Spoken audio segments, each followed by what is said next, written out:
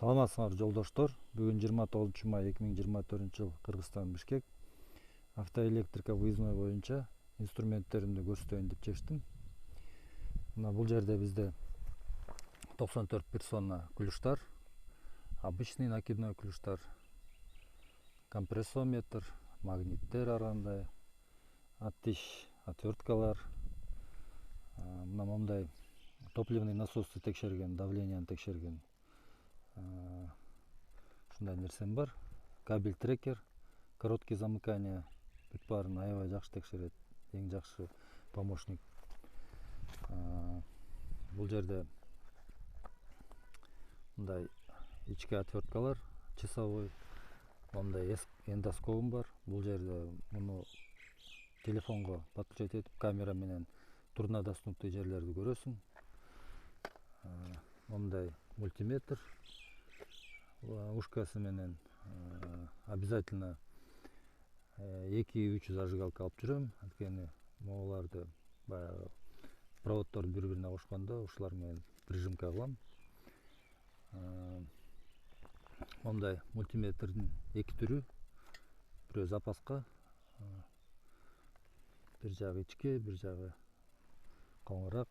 Мына катушка текшергенге свеча менен жасалган мына.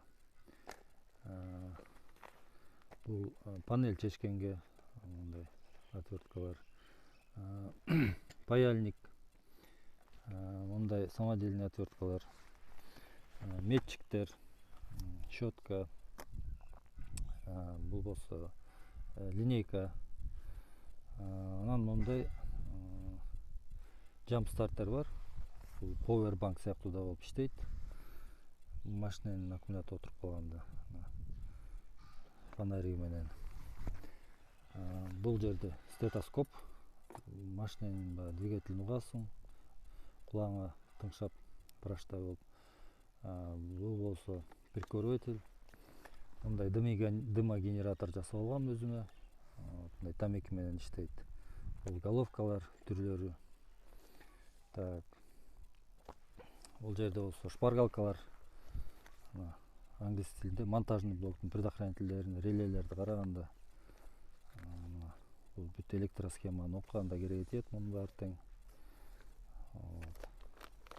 Бул мындай тоже китеп, баягы машиненин двигатель андай мындайлары бирдеме болгондо, эми баягы как шпаргалка карайсың. Эми негизи ДВС бүт жерде эле окшош болот. Анча-мынча айырмасы менен. Так. Анан мондай китептер бар, брошюралар тоже бул сигнализация боюнча. Кээде карап атканда жардам тиет. Бул жерде тоже шпаргалка, мына ОБД боюнча разъем. ОБД тестер бул. Коншинаны караганда, анан моякта дагы вольтун көрсөтөт. То есть туура келип атабы, жана диагностика разъемдон аз болуп атабы, аккумуляторный. Эгер бул жерден туура эмес чыкса, анда мен баягы ОБДга адаптерди подключать этпейм, то есть диагностиканы. Анткени ал диагностический аппаратты күйгүзүп жиберет. Мына бул жерде контролькаларыбыз мына ар кандай түрлөрү.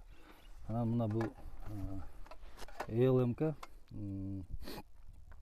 бул баягы ОБД2 менен иштейт. Двигательди текшерет, бүт нерселерин. Бул болсо машинени общий текшерген. Ушундай адаптерим бар.